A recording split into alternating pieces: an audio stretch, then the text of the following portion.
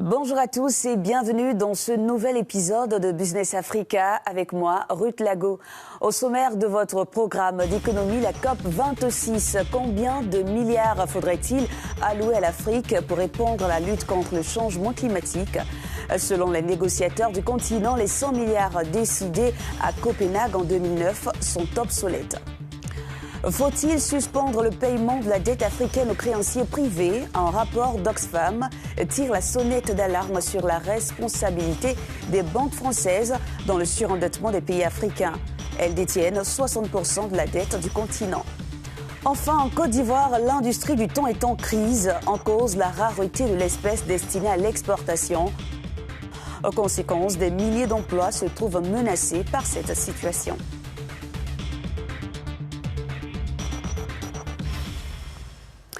En contrepartie de ces efforts pour la préservation de ces forêts et des conséquences de la hausse du taux de carbone émise par les grands pollueurs qui entraînent un changement climatique, l'Afrique demande à la COP26 que soient renégociés les fonds promis par les pays développés à Copenhague.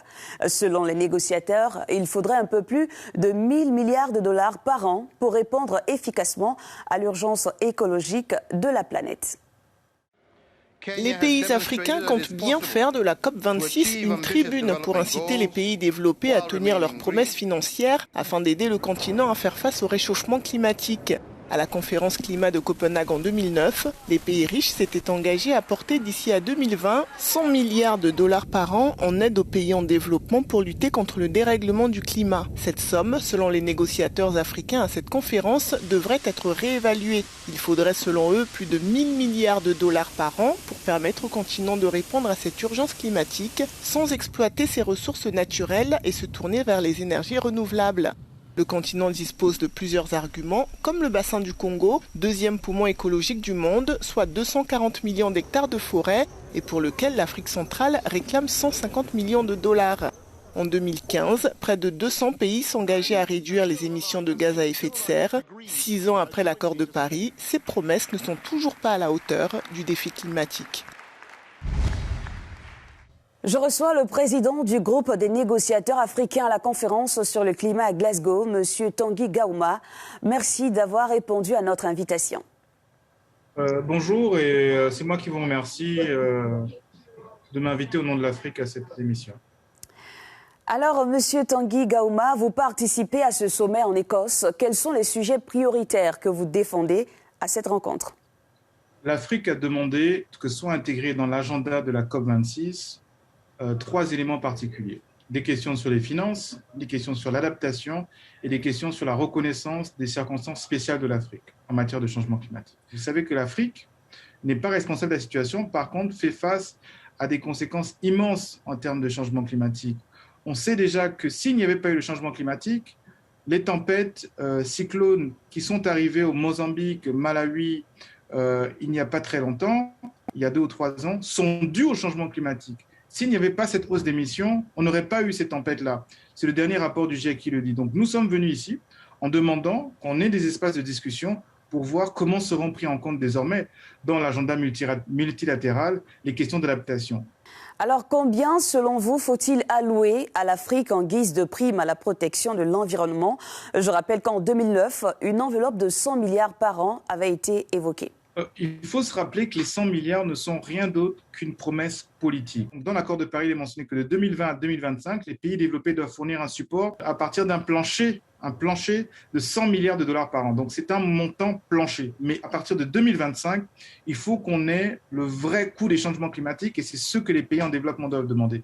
Donc nous, ce qu'on a fait, pays africains, on a pris l'ensemble des engagements climatiques des pays africains, asiatiques, de tous les pays en développement et l'ensemble des plans d'adaptation, et on a essayé de compiler pour avoir un chiffre. Donc ce chiffre indicatif de 1 300 milliards de dollars par an est aujourd'hui ce qu'il faudrait pour que les pays développés puissent définitivement changer leur trajectoire de développement et répondre aux besoins de leur population également. Parce que l'Afrique n'est pas au même stade que les autres pays. L'Afrique ne doit pas faire de transition énergétique puisque l'Afrique n'a pas encore répondu tout simplement à toute la demande énergétique à laquelle elle fait face. L'Afrique n'a pas encore atteint l'autosuffisance alimentaire qui est nécessaire à tous ces pays. Donc, nous disons que nous devons améliorer, c'est vrai, notre façon de nous développer, mais on doit le faire de manière durable. Justement, parmi vos arguments à cette COP26 figure la préservation du bassin du Congo en Afrique centrale, évalué par des experts à 150 millions de dollars afin d'éviter sa disparition. Nous sommes aujourd'hui le poumon forestier qui absorbe le plus de carbone au monde, devant l'Amazonie. L'Amazonie en superficie est 2 à 3 fois plus grande que le bassin du Congo, mais en termes de valeur d'absorption de carbone, les arbres, la forêt dense d'Afrique centrale absorbent désormais plus que l'Amazonie. Donc ce que nous disons, c'est qu'il faut préserver ce patrimoine mondial. Il ne faut pas attendre que les pays d'Afrique centrale prennent la même trajectoire que tous les autres pays, les autres bassins forestiers du monde. Mais dans 10 ans, quand le pétrole sera probablement en train de terminer dans nos pays, si on n'a pas trouvé de solution durable pour préserver la forêt, s'il n'y a pas un modèle économique, on va tous se tourner vers l'exploitation agressive de la forêt pour pouvoir pallier à la différence de revenus. Donc nous proposons aujourd'hui un modèle économique qui permet de préserver cette forêt, d'avoir des revenus stables pour tous ceux qui vivent de cette forêt-là, à la garder debout.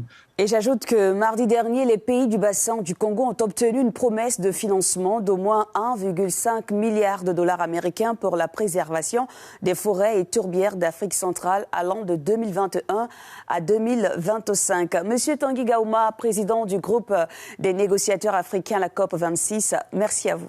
Merci. Un rapport d'Oxfam paru en octobre décrypte les conséquences du surendettement des pays africains, orchestré en grande partie par les banques hexagonales dans cette période de pandémie. Ces banques perçoivent chaque année plus de 200 millions de dollars de remboursement, exposant les pays africains à des défauts de paiement.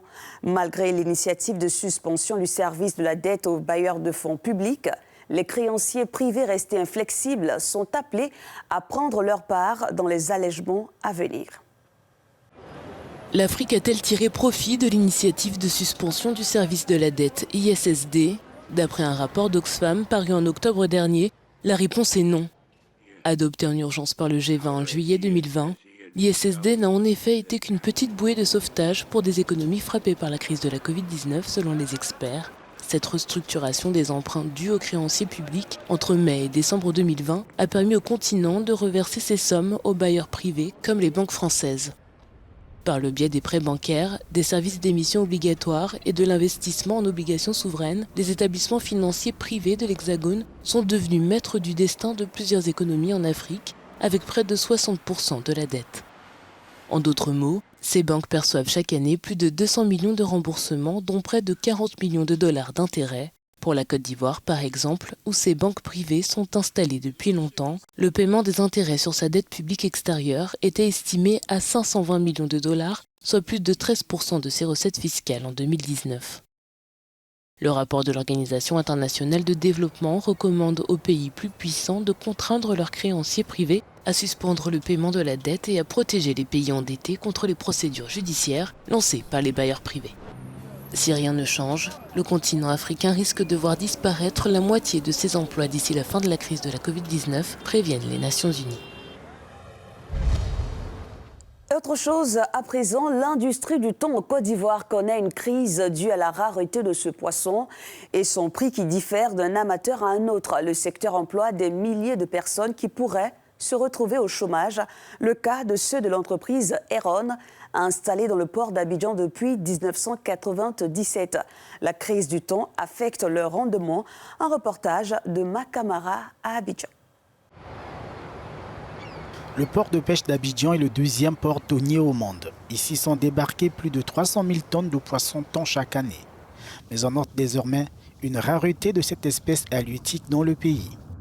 Nous avons constaté une augmentation du prix du poisson thon sur nos marchés ivoiriens. Cela est dû essentiellement du fait des amateurs asiatiques. Quand ils arrivent sur le marché ivoirien, ils refusent d'abord de signer des contrats. Ils préfèrent contacter plusieurs mareyeurs à la fois et en jouant sur les prix. Contrairement aux autres amateurs européens qui signent des contrats en bonne et due forme avec les mareyeurs. Des mareyeurs accusés de nourrir cette spéculation clament leur innocence. Nous ne nous reconnaissons pas. C'est un groupe de mareyeurs qui ont perdu le marché. Et c'est eux qui vont vendre le poisson très cher pour avoir plusieurs marchés. Le mareyeur paye le poisson carpe plus cher que l'usine. Héron, une conserverie installée depuis 1997 dans le port d'Abidjan, recevait jusqu'à 50 000 tonnes de thon par année. Elle a perdu 1000 tonnes les 3 derniers mois. L'entreprise menace de mettre fin à plusieurs emplois. Et ces spéculations, ils peuvent affecter les tonnages qu'on doit recevoir pour garantir la continuité du travail. Dans mon usine, on risque de laisser à la maison plusieurs journaliers. Le thon destiné à l'exportation transformé localement à la conserverie industrielle est souvent déclassé par les thoniers pour en faire du faux thon. Le faux thon s'identifie comme la partie du poisson qui pèse moins de 1,5 kg et qui est utilisée pour la consommation du GABA en Côte d'Ivoire. En Côte d'Ivoire, ce sont en moyenne plus de 50 000 tonnes de poissons thon GABA qui sont consommées chaque année. Makamara à Abidjan pour Africa News. C'est tout pour Business Africa sur Africa News. Merci de votre fidélité. À très vite.